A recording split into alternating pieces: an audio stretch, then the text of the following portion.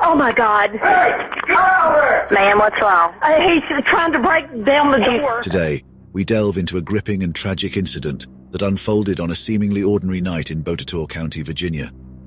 An unexpected confrontation would force a homeowner, Jody Hoover, to make a split-second decision that would change his and another family's life forever.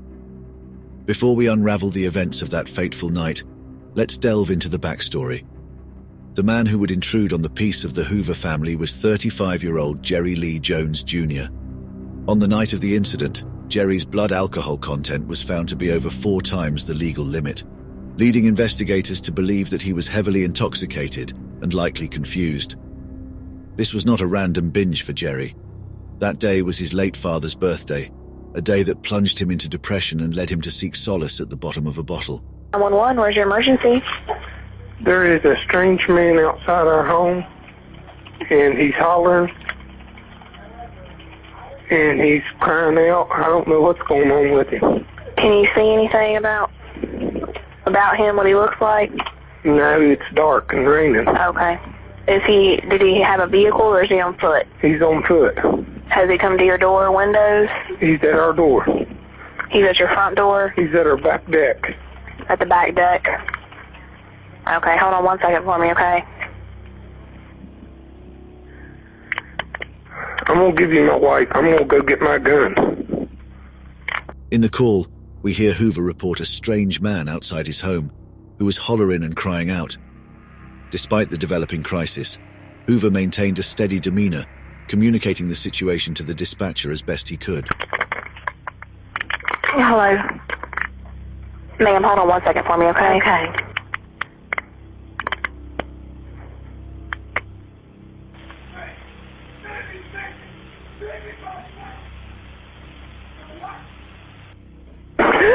Oh, my God.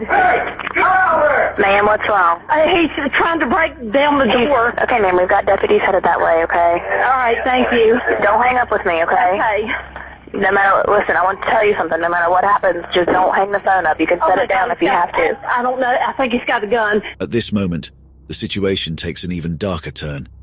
The intruder, in his confused and inebriated state, appears to be armed. The fear in the household escalates. The potential threat level just spiked.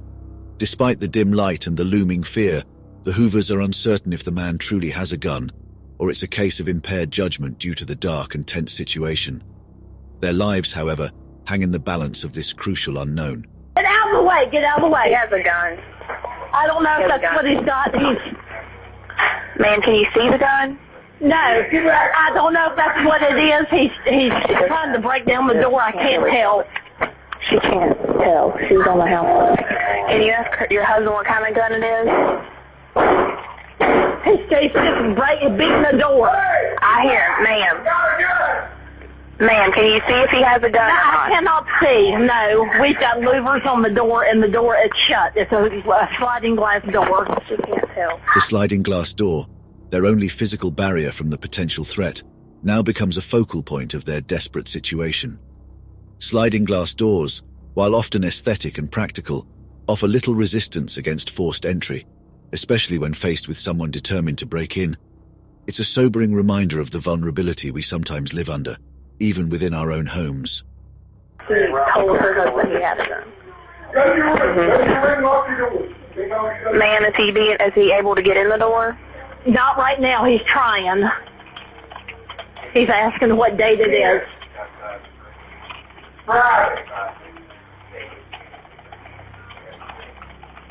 He's talking about something about Vietnam in 1969. He's talking about Vietnam. I don't want to hurt you, okay?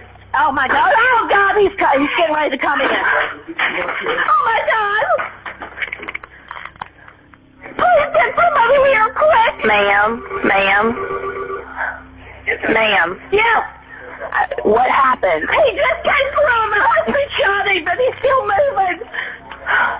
Oh Lord. Okay, the husband shot him. Where did he shoot him? I don't know. Where's your husband? He's standing here in the kitchen to make sure he doesn't come in. Okay, I want you to tell your husband to put the gun down. What if he comes in to try and attack us? Ma'am, if he shot him, he's not... Ma'am, If he shot him, he's not going to get up. Tell your husband to put the gun down, please.